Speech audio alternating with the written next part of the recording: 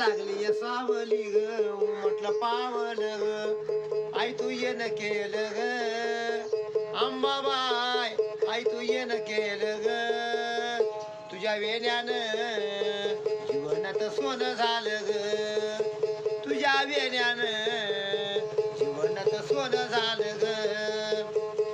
होता नवस माझा नव्हती विच्छा काही